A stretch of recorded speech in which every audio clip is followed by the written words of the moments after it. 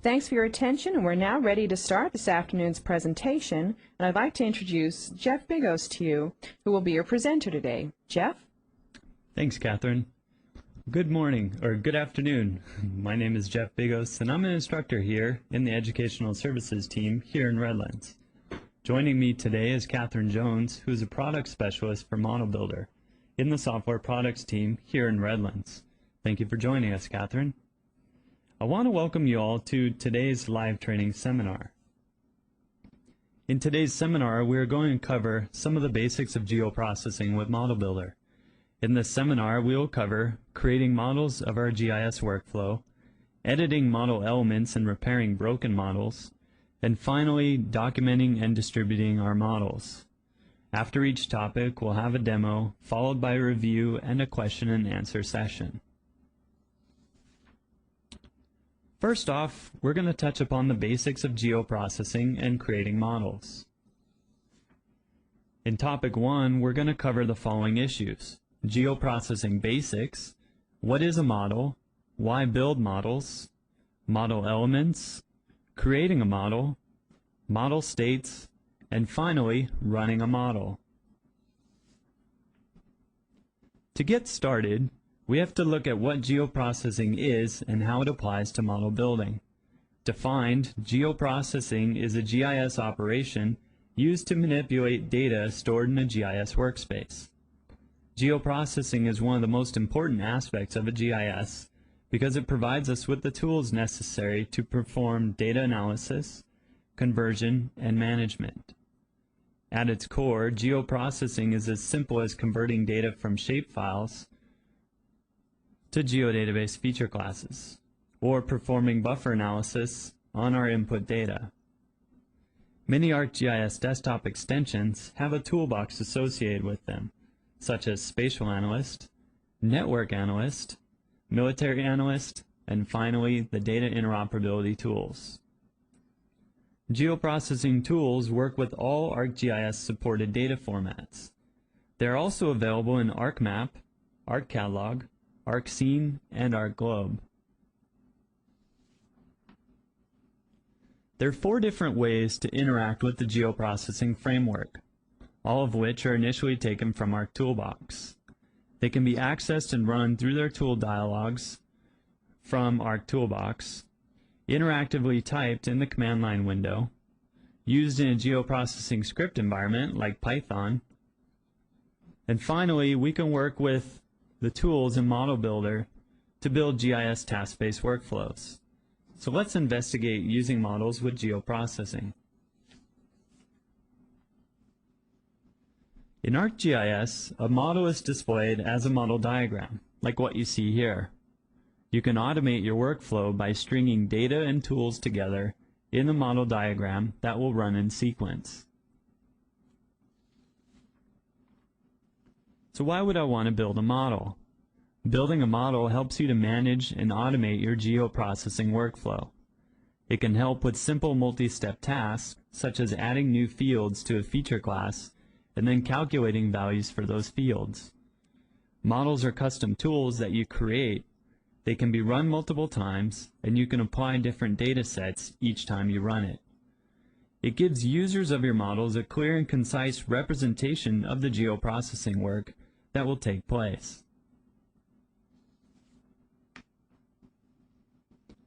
Here's the ModelBuilder interactive window.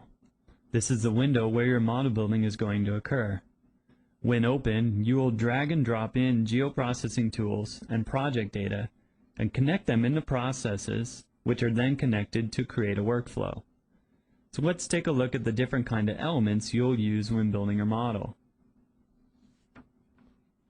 First off, you'll be working with project data. Project data is your input data that exists before the model runs. Most of you work with this data on a day-to-day basis. This is the input data to your model, the data that will go through the model and generate your result. Tools represent the geoprocessing operation that will be performed on the project or input data. This might be a buffer, a clip, or a union tool. Now, tools fall into 2 categories, system and custom. System tools are provided to you by ESRI through our toolbox. Custom tools are models created by you in ModelBuilder, script tools built with Python or another scripting language, or tools you've written using ArcObjects code. Derived data is the result of tools run in the model. It is the data that is generated as the outcome of a tool in your model process. This generated result can also be used as input into another tool in the model chain. It will also be the end result of your model. ModelBuilder provides that kind of functionality to chain tools and results together. At its simplest, the line connector is a line that shows a sequence of processing. However, it's much more than that. The line connector will allow you to connect your project or input data into a geoprocessing tool. Using this element will populate some of the necessary input parameters to the tool. Each of these elements together create a process within our model, and a model is composed of one or more processes. To begin, you have to create a model. To do that, you need only right-click on a custom toolbox, then select New Model. This will bring up the ModelBuilder interactive window that we talked about earlier. Now, before we apply our new knowledge and create and run a model, we need to look at model states and running a model. As you create and edit models, you'll begin to notice a change in the color model elements. These colors give us an indication of the state of a model. When you open a model, you will see one of three different states: not ready to run, and has been run. For not ready to run, in this case, there may be parameters not set. Reference data no longer exists or has been moved, or perhaps a parameter value is invalid. For ready to run, all parameters are valid and executing the process should be successful.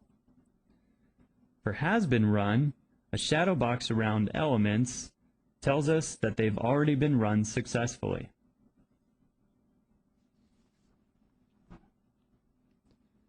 Now that we've looked at the basic building blocks and how to create a model, let's run one. Once you're ready to execute your model, you can run a single process of a model like the Select or a Clip tool. We can run all processes that have not yet been run, and finally we can run the entire model, including rerunning any previously run processes. Keep in mind that the more processes being run, the longer the processing time. Hence the reason you're able to run just ready-to-run processes. When each tool is run, there are status messages generated. Status messages will include parameter values, the start and end time of execution, status of execution, and any error messages that are generated by the tools. We'll look at these again in Topic 3 when we look at model reports. For now, let's take a look at a demonstration on how we're going to go about creating a model. Now to start, we're here in ArcMap, and I've got a custom toolbox loaded in Arc Toolbox called model_LTS. Inside of model_LTS, I've got some system tools, a Python script, and some models. Now to start, I have to right-click on my custom toolbox, go to New, Model. Now that brings up the ModelBuilder interactive window. Okay. Now for our analysis, we want to create a model that'll help us determine the total surface area of water for a selected country. Now I've got two layers loaded in my ArcMap TOC. I've got one that represents countries of the world, and I've also got another one called World Lakes, which represents some of the major and minor lakes around the world. So first off, what I want to do is take this country layer and drag and drop it into my model. And this is going to serve as the input data or the start point for my model. Okay, now what I want to do is the first tool I want to use in my analysis is the Select tool.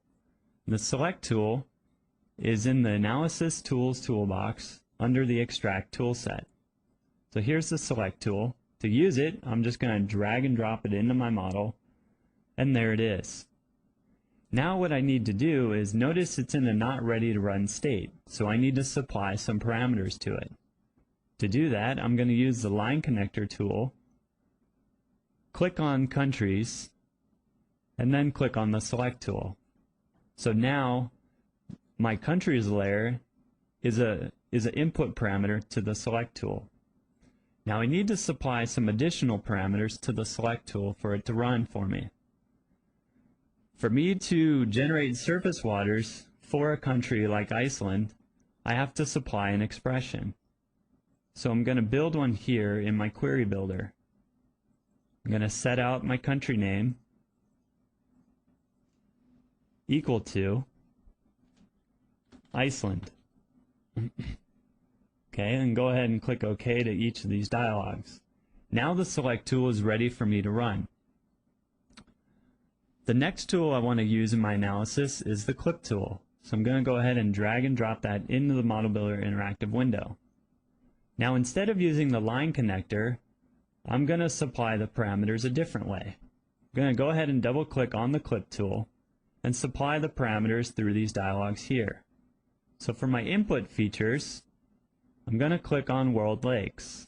Now this World Lakes is coming from my ArcMap table of contents. So go ahead and click on World Lakes. Now for the clip features, I want to use the output of the Select tool, and that's noted here, world_country92 select. That's the output to the Select tool. Okay. Now I've got my parameters supplied for the Clip tool. Now one thing I want you to take note of is notice the Clip tool. It's white, it's not ready to run, there's no line connectors, and we haven't added the World Lakes feature class into our model yet. So now when I click OK, all that has been added. The appropriate parameters are connected, and the World Lakes have been added into my model. Let me go ahead and resize that so we can start to see our model more. The last tool I want to use in my analysis is the Summary Statistics tool. It's available here in the Statistics toolset. It's called Summary Statistics. So let's go ahead and drag and drop that in. Let's resize our model, move this over a bit. And I'm just going to use the Line Connector tool to provide that, the World Lakes clip as a parameter to Summary Statistics. So now I also need to supply some additional parameters to the Summary Statistics tool. So I'm going to go ahead and double click and open that up. In my World Lakes feature class, I've got a square kilometer attribute. Now what I want to do is I've clipped my lakes to Iceland. Now I want to sum up the square kilometer field to tell me how many square kilometers of surface area water there is available in Iceland. So for a statistic type, select Sum. Okay, now my model is ready to run. My input data is here. My tools are on my model, and they're in a ready to run state. Now one more thing I want to point out to you is as I run this model, as each of these tools are executing, the Select, the Clip, and the Summary Statistics tool, they're going to turn red, indicating that they're currently processing the data. Okay. To run this model, I'm going to go ahead and click the play button. Okay. There goes the Clip tool, Summary Statistics. Any messages that the tools generate are being written to this model progress dialog. Okay. So we saw that the model ran through pretty quickly. We saw that the clip only took about a second, and statistics ran through pretty quickly as well. So 3 of 3 processes were executed, and our model's complete. So let's go ahead and click Close. Now the neat thing is we've generated a result. The Summary Statistics generates a table. Okay, inside of the ModelBuilder interactive window, if I want to see that table, I can just right-click on the result element here and click Add to Display. Now, if I look at the Source tab, let me move the model out of the way. I have to click on the Source tab to be able to see tables in ArcMap. So here's the result of the Summary Statistics tool, which is this table. It tells me that there's over 1,600 square kilometers of surface area waters available in Iceland. Okay, so let me go ahead and save and close this model, as we'll need it for the second demonstration. Okay, so in this demonstration, we looked at how to create and run a model, looked at the different model states and elements. So to review, in topic 1, we covered geoprocessing basics, what is a model, why build models, model terminology, creating a model, model states, and finally, running a model. And now let's turn it over to Catherine for some of your questions. Thanks, Jeff. The first question that we'll look at here is from Neil in Albuquerque, and he asks, can AMLs be imported into ModelBuilder? Well, Neil, you can actually create a custom script tool that references your AML, and then because a script tool is just like any other tool, you can drag and drop that into ModelBuilder and chain it together to the other processes that you have there as well. So, yes. Our second question comes from Emma in Wellington, and she asks, can you use ModelBuilder to iterate through a set of individual features, performing processing on each one? So she's asking if we can do batch processing in ModelBuilder. And the answer again is yes. What you will need to do is to create a script tool, again, a custom script tool, and then you can include that into your model, and then that will do the batch processing for you in that way. And in fact, there is a technical article about that on the knowledge base that will tell you exactly how to go about doing that. And let me see, there is also a question here from Brandon in Chicago, and he says, how can we schedule to run a model at midnight, that kind of thing? Well, you can do that. That's no problem. You can schedule your task to run at a different time. What you need to do is tap into the Windows Schedule Tasks, and there is actually, again, a knowledge base doc about how to do that for you. And the actual knowledge base doc number is 27553. And we have another question here that says, from Charlie in Dallas, that says, can models be shared with other GIS users? And again, the answer is yes. Your custom models or script tools are saved inside of your custom toolboxes, and those toolboxes are saved on your system as TBX files. And those are quite small binary files that you can very easily attach to an email. And I think we'll pass it back to Jeff now. All right, thanks, Catherine. Okay, so in topic 2, we're going to cover editing our models. Your organization is dynamic. Data comes in, data goes out. Databases and their paths change daily or weekly, but your geoprocessing tasks may not. Perhaps we want to apply one model to multiple data sets or databases. Our data might have moved from the C to the D drive. We want our models to accommodate a dynamic work environment. So in topic 2, we're going to cover some of the basics of model editing, ways to validate and repair models, and finally, ways to make our models more dynamic with parameters and variables. A model is not static, so oftentimes we have to take a pre-existing model and add or remove data or additional tools to it, or perhaps change parameter values.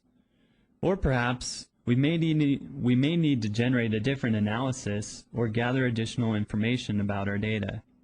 To do any of these things, we'll have to edit the model. To do so, right-click on the model in the Arc Toolbox window and choose Edit. This will bring up the ModelBuilder interactive window. With the ModelBuilder interactive window open, we can begin to add additional tools and data to our model. Perhaps in our analysis of determining how much surface area of water there is in Iceland, we want to determine the number of water features in Iceland. With our model already created, we can drag in the Get Count tool from the Data Management toolbox. This tool will help us determine the answer to that question. In addition, we might have written and imported a Python script that helps determine additional characteristics of the water bodies that we need in our analysis. You can incorporate system tools, script tools, or other model tools into your model. Perhaps we want to apply the same surface area analysis to another country like Poland. How can we make our model accommodate this kind of change? To accommodate using another country for the same surface area analysis, we are going to expose some model parameters.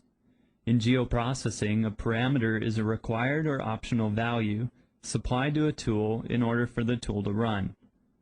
For instance, the buffer tool requires a distance to generate buffers. For our analysis, we need to be able to select any country to generate information about the surface waters. Exposing a model parameter allows us to accomplish this task because it allows for user input. All exposed model parameters will appear on the Model Tool dialog. Creating a parameter as a variable creates a list of all the tool's parameters. This is a great way to create an empty parameter that you could expose on a dialog, which would allow you to enter the value at a later date or allow for user input. Creating a parameter variable also allows you to use the same value for different tools. For example, if your model included more than one buffer tool, you could create a variable out of the buffer distance and connect it to both buffer processes. It's as easy as right-clicking on a tool inside our model and making a variable from a parameter. We'll look at this in more depth in the upcoming demo.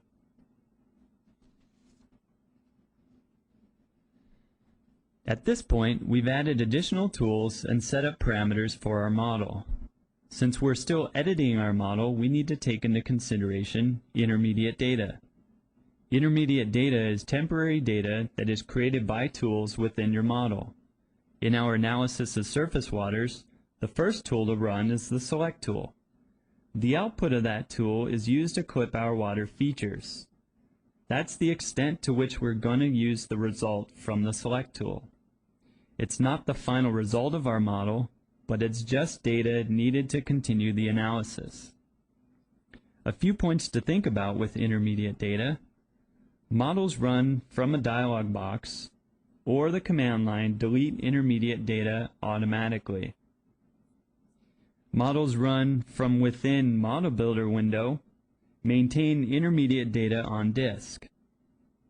So one thing to remember is that your end result will be flagged as intermediate. So to maintain your result, you might want to check off intermediate from your end result data so that your result then gets written. In topic 1, we mentioned the 3 different states of a model: not ready to run, and has been run. The state of a model when you first open it will reflect its status when you last ran it. Anytime you open a model, it is good practice to validate the entire model. This validation will verify all parameter values to make sure they are correct. For example, whether input data is in the same location or maybe it's been moved, whether custom tools are still available or valid. To validate your model, in the ModelBuilder interactive window, select Model, Validate Entire Model. We'll look at this further in the next demo. Like most environments, the work environment is very fluid. At times, we might move our data to different network drives, or tools might get moved from project folder to project folder. Actions like this might change elements within our models. When this happens, your model might need to be repaired. If a change that affects the model occurs, then our toolbox will change the icon of your model to reflect this.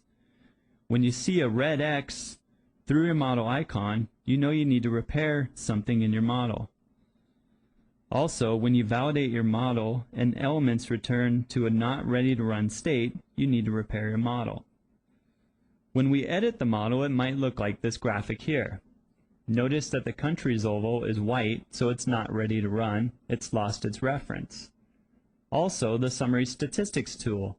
There's a red X through the hammer icon there. That means that the summary statistics tool has lost a reference to the tool. Okay, so let's take a look at a demo on how to edit and repair a model. Okay, first off, I want to look at the model that we created in the first demonstration. Now what I want to show to you is the model dialog. If I double click on the model from the first demo, I see this text here that says this tool has no parameters. So if I were to click OK here, my model would run and it would return the same analysis for the country of Iceland. Now what I want to do is I want to expose a model parameter to allow people to specify their own country. So let's take a look at how we do that. To do that, first we need to edit our model. So right click on the model and select Edit. Now what I need to do is I need to expose a model parameter. I need to give people the ability to select a country that they want to perform an analysis on, perhaps Poland. To do that, in this case, I need to expose a parameter of the Select tool. To do that, just right click on the Select tool, go to Make Variable, from Parameter, and select Expression. Notice now I get a new element here. It's this one named Expression. If I double click on it, it's just the same tool that allows me to build a SQL expression. Okay. So I'm going to go ahead and close those out. Now to make this a model parameter, I have to right click on this new element and select Model Parameter. Now if I take a closer look at this, after selecting it as a model parameter, you'll notice this P. This indicates that this element is a parameter of the model. So let's take a look at what that's done to our model dialog. I'm going to go ahead and save the model, close it out. Now let's double click on the model in our custom toolbox to look at the dialog. Notice that that same expression that we just looked at is now available here. So if I wanted to reset the analysis for Poland, I could just go ahead and type in Poland. Click OK, and the model would run and generate my surface area result for the country of Poland. I need to add some additional tools to the model, so I'm not going to run it from there. We're actually going to run it from the ModelBuilder interactive window. So let's go back in and edit our model. Now before we add a few more tools, let's go ahead and validate our model to make sure that our data references and tool references have been maintained. So go to Model and validate entire model. The states haven't changed, so if I wanted to, I can rerun this analysis. But what I want to do is I want to, one, generate my summary statistics, but I also want to find out how many water features I had in this analysis. So I think a while back somebody told me about a get count tool, and I only know about it, but I don't know what toolbox it's located in.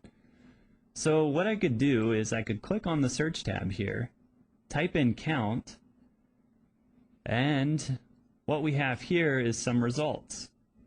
So what the search tab did is it went through our toolbox looking for every reference of count, and it found it in these three tools here.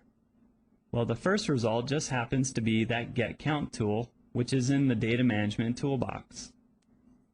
The neat thing about the search tab is not only did it tell me what toolbox to find it in, but if I click on the get count tool, I can go ahead and drag and drop this into my model. Okay, now I need to supply the parameters to it, so I'm going to use my line connector to go from my clipped lakes into the get count tool. So now that's ready to run. Now the last thing I need to do to reset my analysis to Poland, I need to reopen this expression element, and let's go ahead and type in Poland. Okay, So all my parameters are set, my model's ready to run. Let's go ahead and regenerate the analysis. Okay, so our model ran through successfully. 4 of 4 processes were executed. Right here on the model progress dialog, notice it said row count equal to 17. This is the output of the getCount tool. It tells me that there are 17 features that I clipped for the country of Poland. Okay, let's take a look. I'm just going to go ahead and save our model, as we'll need it for the third demonstration, and close it down. In the ArcMap TOC, I have the summary statistics result here. So if I right-click and open this up, we can see here that there's over 3,000 square kilometers of surface area water available in Poland. So that's editing our model. Let's take a look at how we would go about repairing a model. So in my custom toolbox, model_LTS, I've got this model here that has a red X icon through it. That indicates to me that there's something broken inside of the model. So let's take a look and see what it is. If I right-click and edit, I just need to resize the model here so that we could all see it.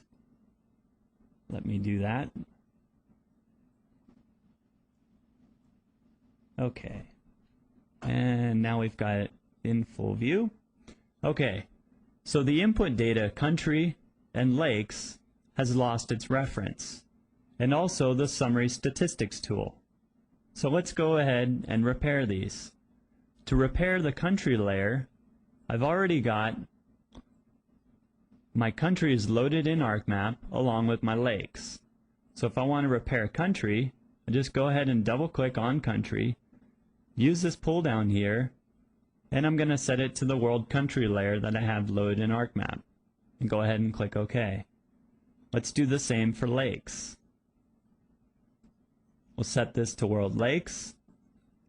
Now our select and our clip tool is in a ready to run state. Now let's take a look at the summary statistics tool. Now I might have had this tool in a custom toolbox that probably got deleted, or the summary statistics tool got deleted from my custom toolbox. So let's go ahead and repair that. To do that, just go ahead and double click on that summary statistics. Now in a custom toolbox, my model_LTS, I already put in my summary statistics tool. So that's where I'm going to point the reference to. Go ahead and click add. Now I've successfully repaired my model. So now I could regenerate the analysis of surface waters for a given country. So in this demonstration, we looked at how to edit and repair an existing model. Now we have a question for you. Locate the review question link in the upper left corner of your browser window. Click this link now. Okay, the question is, which type of data element in a model is considered virtual? Project data, tool, derived data, or environment? To submit your answer, click A, B, C, or D, then click the Send button. I'll leave this in view for a few seconds so you can determine the answer.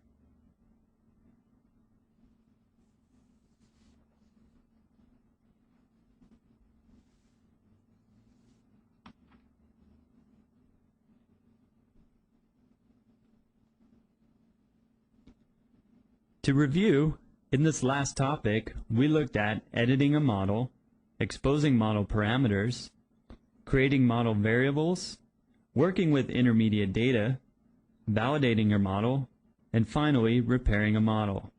And now let's turn it over to Catherine for some of your questions. Thanks, Jeff. Let's take a look at the first question that we have here, and this is from Dorothy, and she asks, can I use all data types in ModelBuilder, so coverages, grids, shapefiles, and feature classes? And can then data types be mixed, or do I need to convert to a common data type?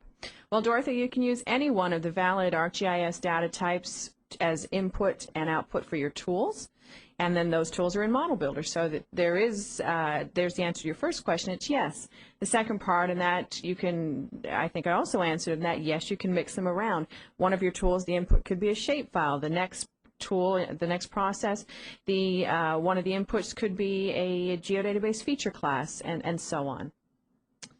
So let's see, the next question that we have then is from Ricardo, and he's saying, is there a limit on the number of processes and elements that you can have in a model? And the only limitation, Ricardo, is your imagination. So whatever you need to put into your model diagram, you can have in there. Keeping in mind, though, and I'll make the suggestion to you that I've made to other people, is that just like you would do if you were creating a file structure in Windows Explorer on your computer, you would have a sort of a plan in mind where you would have things broken down into folders and then subfolders and so on. I would recommend that you do a similar sort of thing with your models as well. Break them down into workable units. It'll make your life a lot easier when it comes to trying to make changes, or if you need to do any kind of editing, or if you need to fix things in that. And then you've got each one of those smaller models being called in another model. So sort of break it down there into workable units. Our next question it's from Terry, and he says, can you demonstrate how to create a custom script tool that runs in AML? Well, due to time constraints, Terry, we can't demonstrate that for you, but I won't leave you empty-handed. I'm going to tell you this. Go to the desktop help system, open that up, and there's a book under there called Writing Geoprocessing Scripts. There is another book underneath that called Messaging and Script Tools, which contains a page called Using AMLs with Script Tools. This will explain everything to you and actually give you a step-by-step process on how to get it done. So plenty of information there for you for that. And then we have a user in West Lafayette that says, can I use ModelBuilder and a script together in tandem? And I want to make it very clear to everybody, because this is something that sort of newer people have trouble with, that there is no difference between a system tool that we provide you or a custom tool such as a model and a script that you use. So yes, they can be used together. You can drag and drop script tools into your ModelBuilder interactive window and use those to build your workflow, no problem. And then inside of your script, you can also call a model tool, just like you would call one of our system tools. No difference there. So there's the answer to that question as well. And I think we'll pass it back to Jeff now. Okay, thanks, Catherine. So let's take a look at the answer to the review question. So the question was, which type of data element in a model is considered virtual? And the answer is C, derived data. Okay, it looks like about 60% of you got that right. Now the answer, or the reason why it's derived data, is derived data has not been created until the model is run.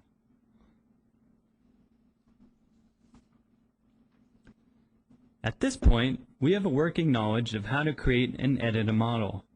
We now want to take advantage of the portability of our geoprocessing tools.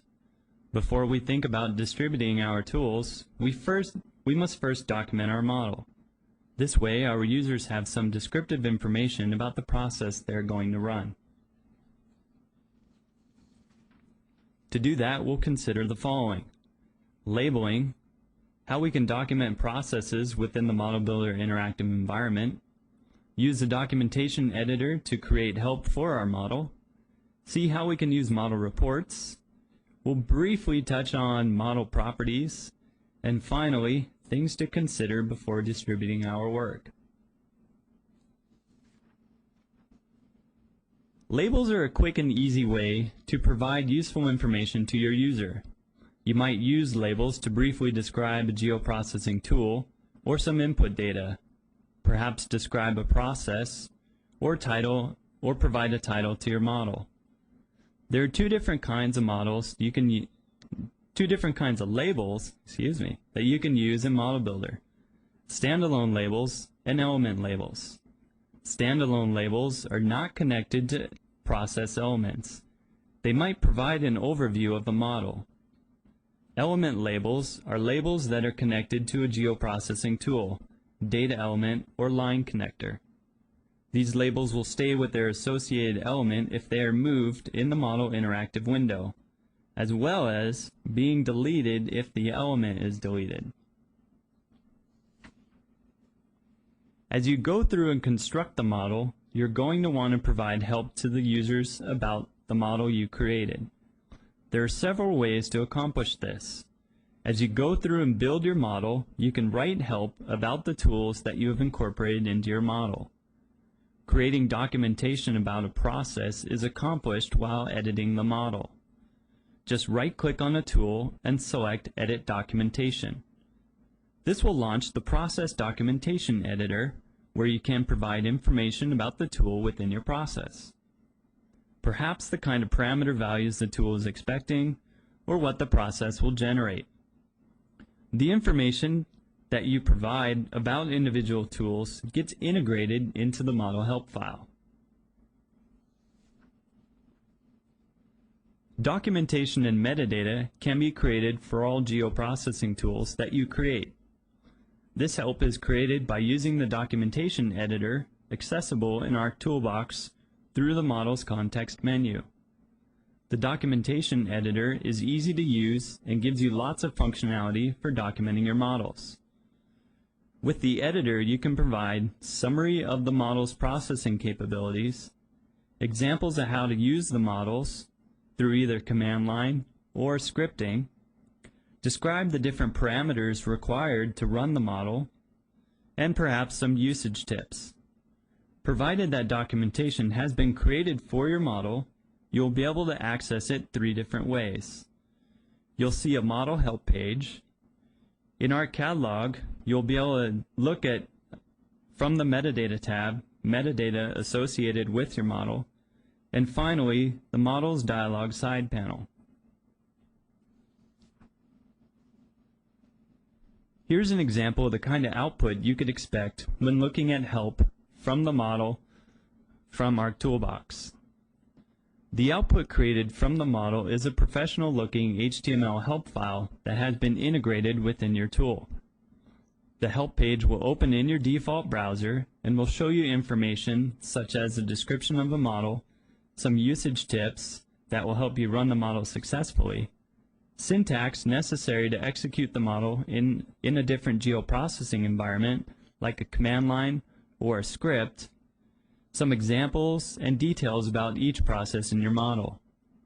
You can access this help page by right-clicking on the model in our toolbox and selecting Help from the context menu.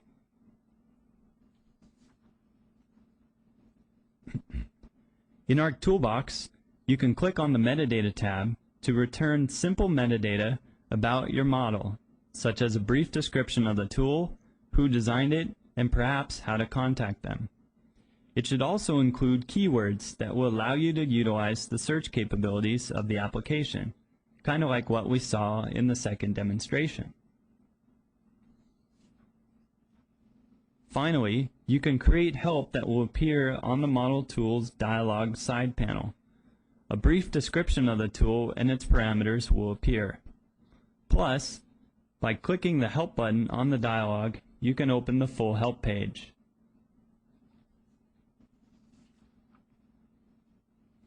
A model report is a good way to track properties of your model. The report will provide information about the last time it ran. It will tell you what data sets were used in the model, the different tools used, model variables, status messages for each process, and also processing times. So let's move from documenting your model to learning how to distribute your model. To do that, we'll look at setting model properties and storage options, and finally, things you need to remember before distributing your models.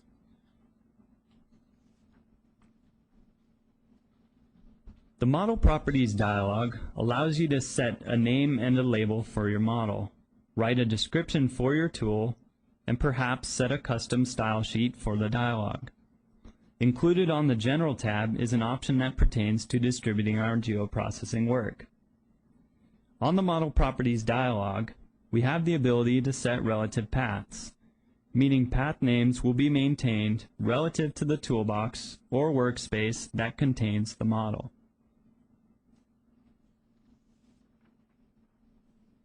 Now there are two different storage options for your toolboxes.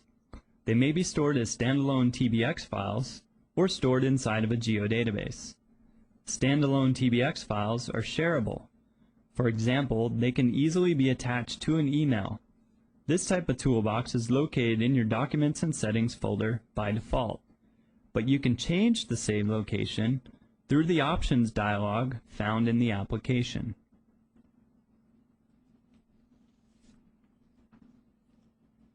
Automating your own workflows and automating other people's workflows is ultimately the point of ModelBuilder.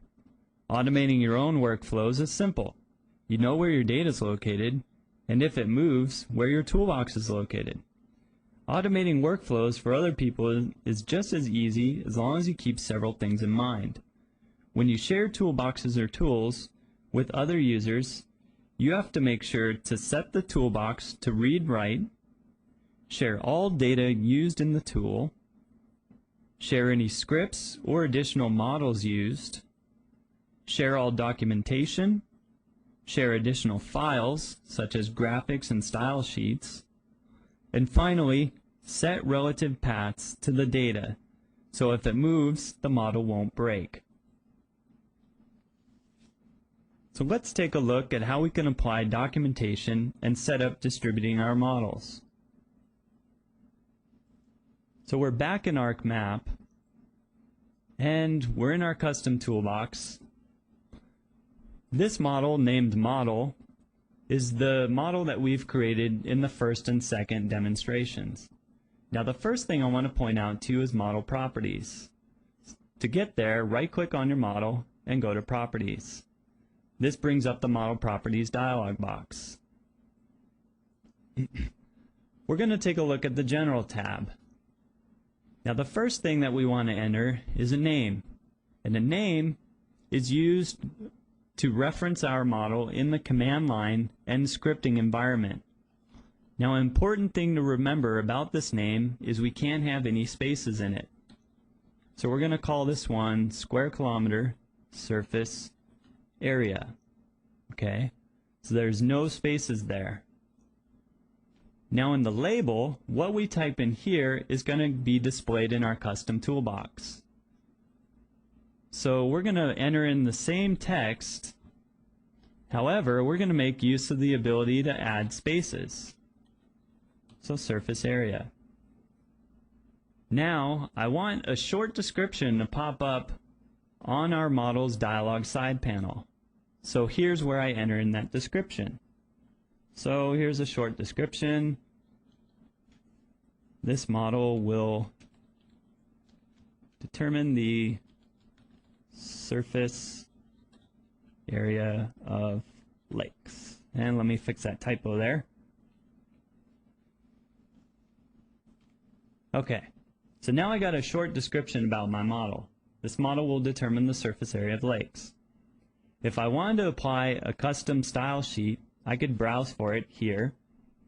Most importantly, with the General tab and distributing our work, is this property to store relative path names.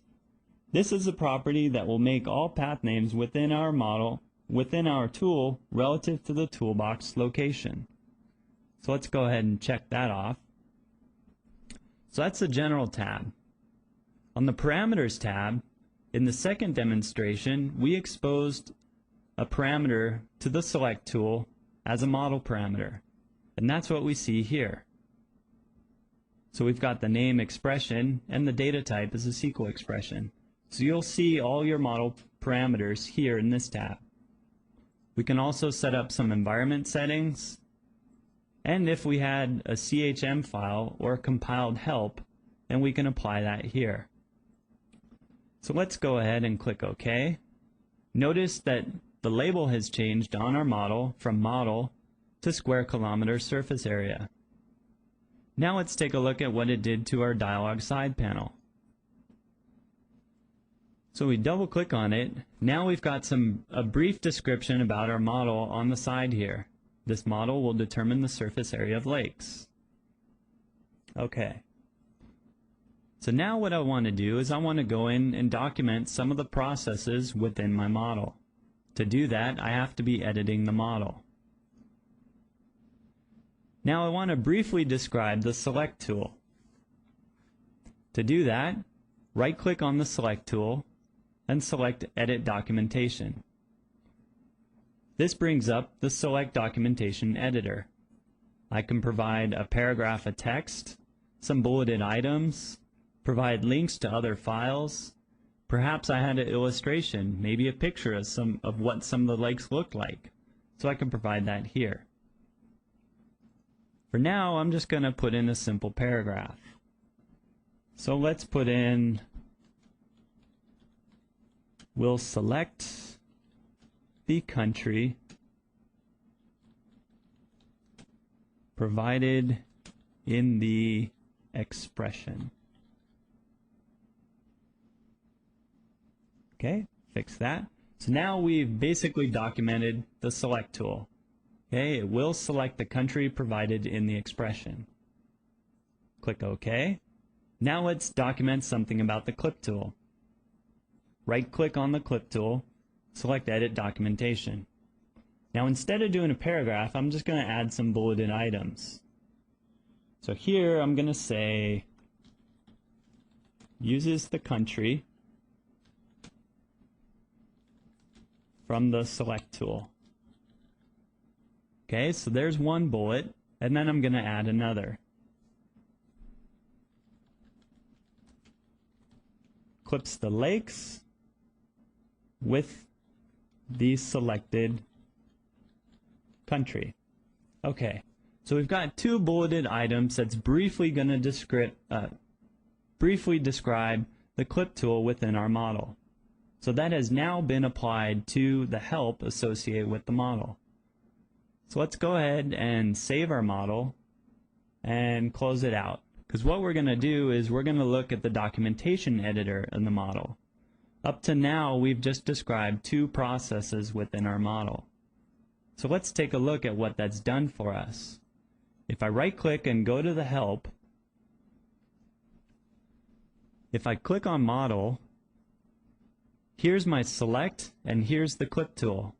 Here's the two bits of information that I just put in.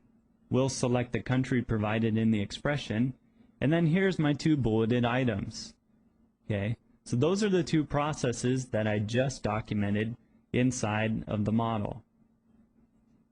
Now let's go into the documentation editor. So right-click on your model and go to Edit Documentation. That brings up this documentation editor. Now there's two sections here. There's general information and there's help. General information is going to apply to the metadata of your model. So we can provide an abstract, some keywords, some author information, maybe constraints to the model. Now what I'm going to do is I'm going to provide an abstract to the model. So let me get that here. And I'm just going to paste that in. So I got to fix up my text here. Okay, so that will display properly. So this is just an abstract about what the model is going to do. Now the important thing to consider here is what I put in this abstract is going to replace the description in my model dialog side panel. So before I just entered in a very simple line of text, one sentence, when we were looking at the model properties dialog. On the general tab, I entered in a one-sentence description. This abstract is going to replace that description. Okay, for keywords, I want to be able to utilize search to find my model. So I'm going to type in Iceland, and let's also type in surface area. So that if I want to locate the model, I could just type in surface area and it'll go and find my model. Okay, if I had information about the author, I could provide that here and how to contact them. And then finally, constraints for running the model. Okay, so now we're going to jump into the next section, and that's the help section. So when I right-click on my model tool in my custom toolbox and go to help, this is where I enter in that information. Okay, so for a summary, I'm going to provide a paragraph, and I'm going to make it the same text as the abstract. Again, let me just fix this up. Okay, so my summary is ready to go. I could provide an illustration, maybe some usage tips on how to run it. Command example, if I wanted to provide additional information to people about how to run this model from the command line, here's where I'd type it in. Same with the script example. If they wanted to run my model from a geoprocessing script, like Python, we can enter in additional information here. What I want to do though is I want to enter in some information about parameters. Now notice here we exposed a parameter in the second demonstration, the expression. Here I've got two things that I could document, command reference and dialog reference. Command reference applies to the model help. So I'm going to go ahead and just type in a quick sentence. So use a SQL expression to select a country. So I'm going to use the same text here on the dialog reference. Now the command reference shows up on the help. The dialog reference will show up on the model tool dialog. I'll show you what I mean by that in just a second. So go ahead and click on the paragraph. Let's just paste in that same text. Okay, now I'm going to click Finish. So if I right-click on my model and go to Help, if I go to Scripting Syntax, notice here the expression, what I entered in for the command portion shows up here. Use the SQL expression to select a country. Here's the summary of my model here. And then, of course, the processes that I documented before. Now if I double-click and open up my model, here's my summary, or the abstract in this case.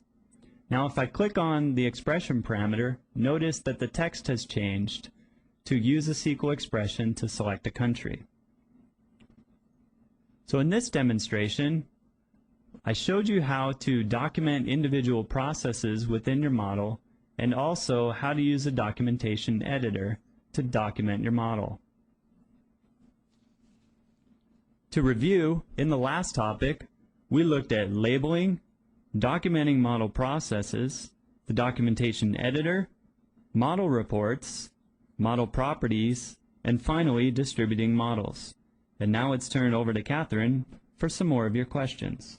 Thanks, Jeff. I think we have a couple of minutes to answer just a few brief questions.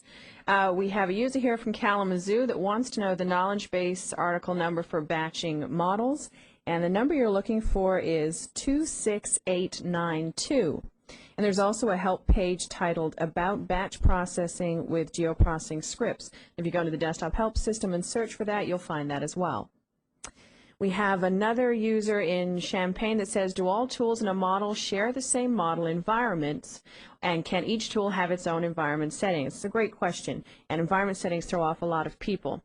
There's a hierarchy to environment settings. The lowest level is if you set it in the application or if you set it in the ARC Toolbox window, those environments will apply to all of your custom tools and all of the system tools as well, so every tool.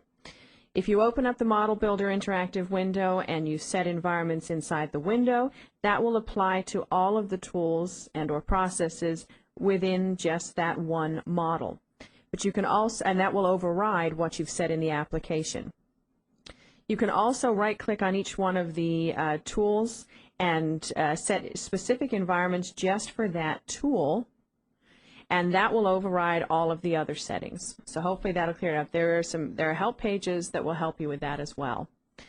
And let's see, we have another question here. It says, can you clarify the role of intermediate data? When is it temporary and when is it saved to disk? Well, intermediate data is that data that is in your model. As you step through each one of your processes, there's an input and there's an output, and that output then becomes the input to the next process. This is what we class as intermediate data. We're more than likely we're not interested in each one of those individual steps. What we want is the end result of our model. So those individual steps along the way, those results are classed as intermediate. All intermediate data is flagged as temporary unless it's data from an exposed model parameter, or the output of the process updates the input of the process, like an add field tool, for example, where the output is just an updated version of the input. It's saved to disk if you uncheck the intermediate option, or if you run your model from the interactive window. Then all of your intermediate data is always saved. That way it can tell you, it can maintain the model state for you the next time you look at your model. However, if you run your tool from the ARC Toolbox window or at the command line, your intermediate data will be deleted at the end of execution. And just one other brief thing to a question here is from Brian and Jackson, and he says, are there any rules about which process will run first in my model? And this is something for you to keep in mind. There is no guarantee as to the order and how the processes will run. The only way you can guarantee that is if you set something called preconditions. And there's quite a bit of write-up about that within the help system to help you get through that.